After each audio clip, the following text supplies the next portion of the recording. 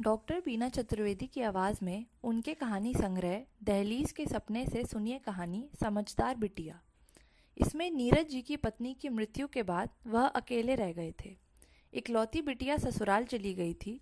जमीन जायदाद धन दौलत का अथाह भंडार था जिस पर बिटिया के ससुराल वाले नज़र जमाए बैठे थे, मगर नीरज जी की बीमारी की हालत में उन्हें अपने घर में रखना नहीं चाहते थे।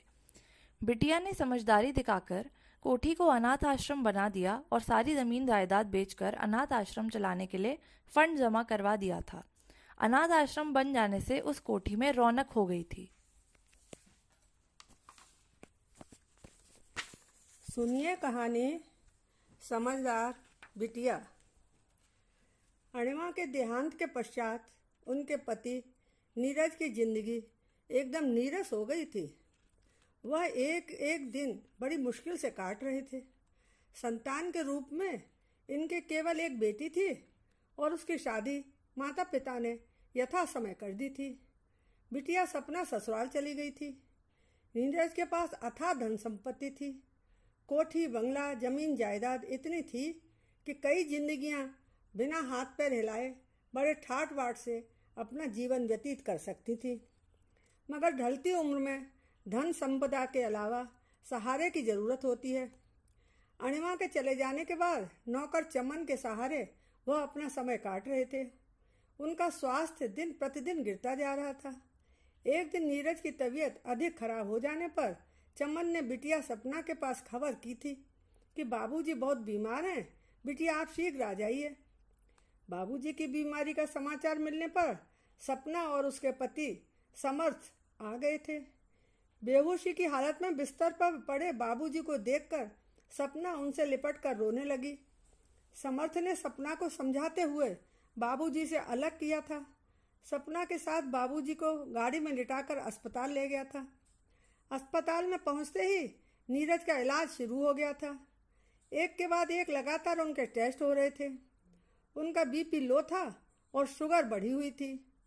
डॉक्टर ने बताया कि उनके फेफड़ों में पानी भर गया था, जिसकी वजह से उन्हें सांस लेने में तकलीफ हो रही थी। लिवर पर भी थोड़ा असर हो रहा था। पीलिया के लक्षण भी दिख रहे थे। सपना सोच रही थी कि इतनी सारी बीमारियां 2-1 दिन में तो नहीं हो सकती थी। बाबूजी की तबीयत न मालूम कितने दिनों से खराब हो रही थी। सपना ने चमन से पूछा कि बाबूजी इतने बीमार चल रहे थे, फिर आपने मुझे खबर क्यों नहीं की थी? आंखों में आंसू भरकर चमन ने जवाब दिया, बिटिया बाबूजी ने मुझे सौगंध दिला दी थी कि बिटिया को खबर मत करना, वह नाहक ही परेशान हो जाएगी। उसका पहला कर्तव्य है कि वह ससुराल के लोगों के प्रति अपना फर्ज निभाए। नीरज बहुत ही सीधे साधे सरल स्वभाव वाले समझदार व्यवहार कुशल और सज्जन पुरुष थे। वह कभी भी किसी को जाने अनजाने में भी तकलीफ नहीं देना चाहते थे। अपनी भलमनसाहत के कारण उन्होंने अपनी बीमारी को बढ़ा लिया था। 1 सप्ताह के इलाज के बाद उनकी तबीयत में सुधार हो रहा था। नीरज सपना से कहने लगे, बिटिया अब तू अपने घर जा, मैं ठीक हूँ, डॉक्टर इलाज कर रहे हैं, चमन मेरे पास है। तुम्हारे सास ससुर को तकलीफ हो रही होगी। समर्थ की भी सप्ताह भर की छुट्टियां हो गई हैं। अब समर्थ को और छुट्टियां नहीं लेनी चाहिए। सपना ने कहा कि उसने डॉक्टर से बात कर ली है। 2 दिनों में आपको अस्पताल से छुट्टी मिल जाएगी। तब आपको हमारे साथ चलना होगा। यहाँ मैं आपको अकेले नहीं छोड़ सकती। नीरज कहने लगे कि बिटिया मैं अकेला कहाँ हूँ, चमन मेरे साथ है, वह मेरी देखभाल भली भांति करता रहेगा। सपना ने बताया कि उसने डॉक्टर से बात करके पूछ लिया है कि मैं आपको अपने साथ ले जा सकती हूँ क्या। उन्होंने आपको ले जाने की अनुमति यह कहकर दी थी कि पापा को समय से दवाइयाँ देते रहना और फोन पर इनकी तबीयत का हाल बताती रहना। सपना की बात सुनकर नीरज चुप ही रहे। 2 दिनों पश्चात नीरज की अस्पताल से छुट्टी हो गई थी। घर आने के बाद सपना ने नीरज से पूछा था, बाबूजी आपका नया वाला बैग कहाँ रखा है, उसमें मुझे आपका सामान पैक करना है। नीरज ने बहुत ही शांति भाव से सपना को समझाते हुए कहा, बिटिया मैं कहीं नहीं जाऊंगा, यहीं रहूंगा। तू जिद क्यों कर रही है? इस घर में तेरी माँ की यादें बसी हुई हैं। मैं उन यादों के सहारे अपना समय अच्छी तरह से व्यतीत करता हूँ। तू अपने घर जा, मेरी चिंता छोड़ दे, मैं एकदम ठीक हूँ। सपना ने दुखी होते हुए कहा, पापा जी आप अभी पूरी तरह से ठीक नहीं हुए हैं। मैं किसी भी तरह से आपको यहाँ नहीं छोड़ सकती। बस मैंने कह दिया कि आप मेरे साथ चल रहे हैं। नीरज ने सपना के साथ नहीं जाने की अपनी मजबूरी को बताते हुए कहा, बिटिया हमारी जाति बिरादरी में बेटी के घर का पानी तक नहीं पिया जाता। तू मुझे धर्म संकट में क्यों डाल रही है? वहाँ तेरे सास ससुर भी हैं, न मालूम उन लोगों को मेरा वहाँ रहना कैसा लगेगा। मेरी बात मान ले। सपना ने बड़ी बेफिक्री से जवाब दिया, पापा जी आप ऐसा क्यों सोच रहे हैं? वे लोग ऐसे नहीं हैं। पापा जी हमारी परिस्थितियाँ भी तो औरों से अलग हैं। मैं आपकी इकलौती बेटी हूँ, तब आपकी सारी जिम्मेदारी मेरी बनती है। यदि आपके कोई बेटा होता तब मैं ऐसा कभी नहीं करती। मुझे भी आपकी इज्जत की परवाह है। सामाजिक मर्यादाएं परिस्थितियों के अनुसार ही माननी चाहिए। नीरज दुविधा में थे। वह सोच रहे थे कि सपना अपने साथ ले जाने की जिद कर रही है, जबकि समर्थ ने एक बार भी चलने के लिए नहीं कहा था। अस्पताल से छुट्टी मिलते समय उसने कहा था कि पापा जी आप चिंता नहीं करना, आप अकेले नहीं हैं, हम लोग आपसे मिलने के लिए आते रहेंगे, फोन पर आपका हाल जानते रहेंगे। नीरज ने सपना से दबी जुबान में पूछा कि बिटिया तूने दामाद जी से पूछ तो लिया है? मुझे अपने साथ ले जाने में उन्हें कोई आपत्ति तो नहीं है? बड़ी लापरवाही से सपना ने कह दिया, अरे पापा जी आप कैसी बातें कर रहे हैं? उनकी और मेरी राय अलग कैसे हो सकती है? वह मेरी बात का हमेशा मान रखते हैं। सपना पिताजी को अपने साथ ससुराल ले आई थी। अचानक आए समधी को देखकर सपना के सास ससुर आश्चर्यचकित हो गए थे। उन लोगों ने नीरज जी का खुश होकर स्वागत नहीं किया था। परिणाम स्वरूप नीरज का मन बेचैन होने लगा। नीरज वहाँ रह तो रहे थे, मगर उन्होंने अनुभव किया था कि उनका वहाँ रहना न तो समर्थ को अच्छा लग रहा था और ना ही समर्थ के माता पिता को। नीरज को वहाँ रहने में एक एक क्षण भारी लग रहा था, मगर वह शांत रहकर सहन कर रहे थे। एक दिन नीरज के कानों में कुछ ऐसी बात पड़ी जिसे सुनकर उनका मन बेचैन हो गया था। समर्थ सपना से पूछ रहा था कि पापा जी यहाँ कब तक रहेंगे? सपना कह रही थी कि आपको तो पता ही है कि पापा जी की तबीयत ठीक नहीं रहती। ऐसी हालत में हम उन्हें अकेले कैसे छोड़ सकते हैं? समर्थ कह रहा था कि हम वहाँ पर भी तो उनकी अच्छी व्यवस्था कर सकते हैं, फिर यहाँ क्यों? बेटी और जामाता का वार्तालाप सुनने के बाद नीरज रात भर सो नहीं सके थे।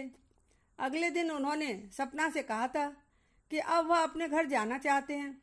सपना उनके जाने का विरोध कर रही थी, मगर उन्होंने साफ शब्दों में कह दिया था कि अब वह यहाँ कतई नहीं रुक सकते। बिटिया तुम अपने सास ससुर और पति का ध्यान रखो, मैं अपना ख्याल स्वयं रख लूँगा, तुम मेरी चिंता मत करो, मेरी सेवा करने के लिए चमन है। नीरज जी की जाने की दृढ़ इच्छा को सुनकर सपना सोच रही थी। उसे ऐसा लग रहा था मानो पापा जी से किसी ने कुछ अवश्य ही कह दिया था। अचानक रातों रात में पापा जी ने जाने का कार्यक्रम कैसे बना लिया था? तभी सपना ने सबके समक्ष बड़ी दृढ़ता से कहा था कि अब पापा जी इतनी बड़ी कोठी में अकेले नहीं रहेंगे।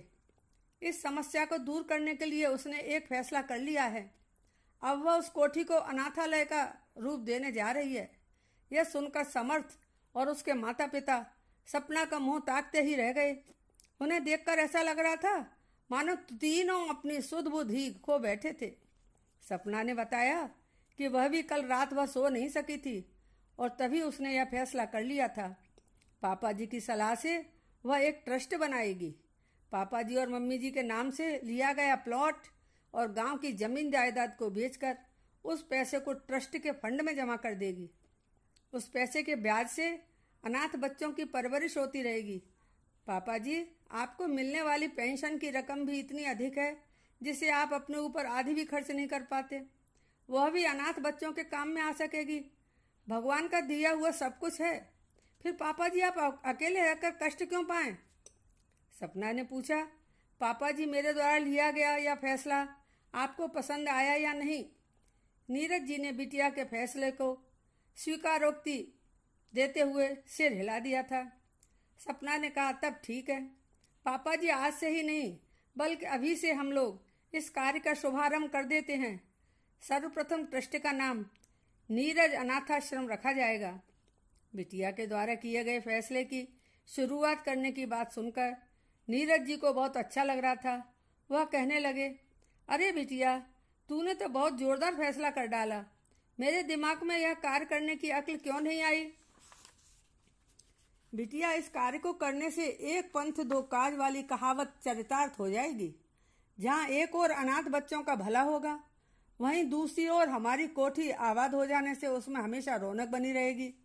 यह सब सुनने के बाद समर्थ और उसके माता पिता को बहुत बड़ा झटका लग गया। सपना के फैसले को कार्य रूप में परिणति करने की सुनकर वे तीनों हतप्रभ हो गए थे। करोड़ों की संपत्ति जिस पर वह आशा लगाए बैठे थे, एक झटके में उनके हाथों से फिसल गई थी। कुछ ही समय में सपना की मेहनत रंग लाई। उस विशालकाय कोठी ने अनाथाश्रम का रूप ले लिया था। रात दिन जोर शोर से काम चल रहा था। जो भी इसे देखता और सुनता, वह सपना की समझदारी की प्रशंसा किए बिना नहीं रहता। अपनी इतनी समझदार बिटिया पर नीरज जी को बहुत गर्व हो रहा था।